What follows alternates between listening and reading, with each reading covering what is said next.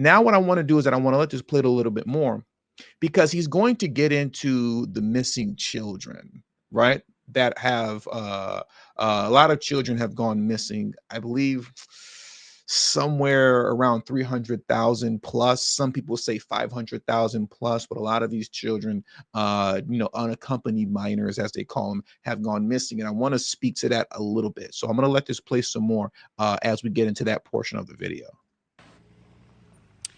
Now, Adrian Holman went on to tell me that when it comes to DNA testing, they found in the past that 30% of the families tested were fraudulent. They weren't real families. Under the Biden administration, they stopped doing mandatory DNA testing. It was a voluntary basis only. Tom Homan says they're going to put an end to that. They are bringing back mandatory DNA testing for every family unit. They're going to make sure those kids are with the correct families. He also says he's going to be working in lockstep with HHS as they oversee the Office of Refugee Resettlement, which handles these unaccompanied children. He says they have the data. He says he will be part of going and finding these some 320,000 unaccompanied children that are kind of unaccounted for right now. He says he is going to be there on the front lines helping find them because that is the will of the American people, Adrian. Well, I mean, yeah, I mean, it's a third of a billion, 300,000, a third of a million people who are underage, who are under the age of 18, who we don't know where they are. When they came into the country under the previous or this current administration, the Biden administration, there was absolutely no vetting. You and I have both been pretty vocal on social media, going back and forth with different sourcing on this. Most Americans want to know where those kids are, and most Americans, according to recent polling, are for mass deportations. But do we know, in terms of cost, what it's going to look like in terms of impact for the American taxpayer? Before we get into that, I want to make sure that I highlight this, right? I made reference to this book a few times in the past, right? If I remember correctly, the title of the book is Overrun. I forget what the subtitle is, but it's the title of the book is Overrun, if I remember correctly. And it was a book that highlights, basically, essentially in a nutshell, how Biden, completely destroyed and eviscerated the U.S. border.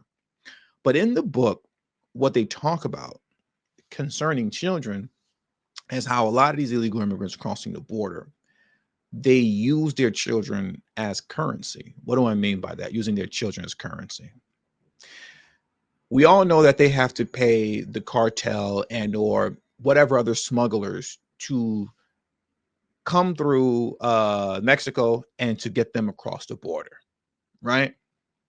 But a lot of them can't afford that. They can't afford it, the price tag. So it may be a price tag of about $5,000. But what they will do is that the cartel and or said smuggler will say, you know what? Give me one of your children and I'll give you a discount on the price. And what they do with the child is that they take the child and that essentially they'll hand them over, we'll say, right? Hand them over to other people that are trying to cross the border. Because if you cross the border with a child, the way our laws are currently structured, that illegal immigrant so-called family will receive priority, right? Therefore, any and everything they need in terms of services will be expedited. They will be immediately put in five-star hotels. When you're talking about cash cards and free housing and all of the benefits that come with being an illegal immigrant, if you have a so-called family, you will get these things ASAP, immediately, if you have a family. And as you just heard here, and I discussed in the past before, the Biden administration stopped doing DNA testing at the border.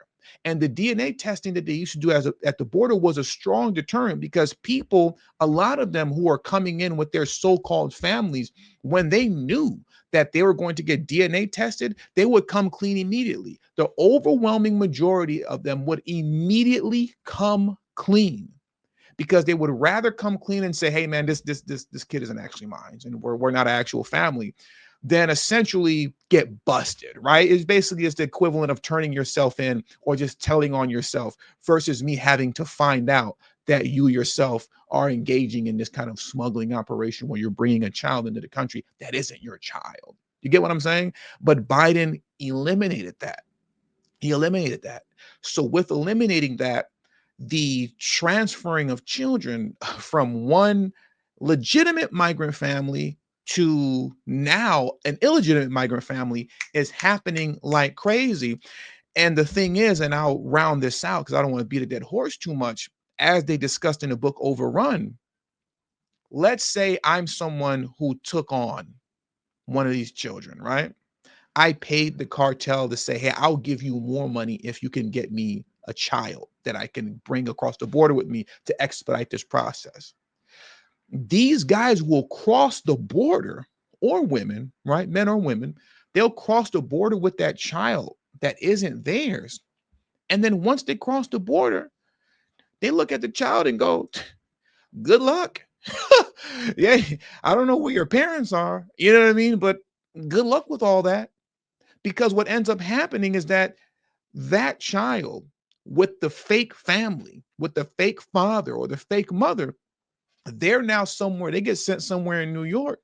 And the mother, or father who actually gave their child away, essentially sold them, they get sent somewhere else to California, just depending on where they wanted to go. And like I said, now the kid is just left stranded in New York City, California, Denver, Illinois, somewhere in Chicago. You know what I mean? They're just stranded somewhere in DC to now get scooped up by those who engage in, trafficking concerning little ones, we'll say, right? And or get scooped up by Tren de Aragua and recruited by them and say, hey, we're your family now.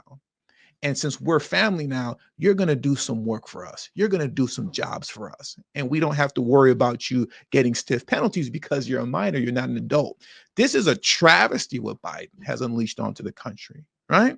And I strongly recommend that you guys, check that book out, Overrun, because it's a really, really, really good book concerning this topic of open borders. So now what I want to do is do I want to let this play some more? I think we're done with this video here. Yeah, I think we're done with this video here. What I want to get into next, and thank you all for the support that you're showing me via super chats. I will definitely be reading them at the end of the stream. But I do want to thank you guys very much. What I want to do now is get into this last clip here concerning Gavin Newsom and what he has going on, because essentially what he's proposing is a cash grab, right? This is really a money grab for so-called nonprofits, right? So I want to get into this video clip right now. I didn't get a chance, I should say, to listen to it myself. Normally, I like to listen to these video clips first before I go live, but we will all, I should say, be hearing this for the first time together.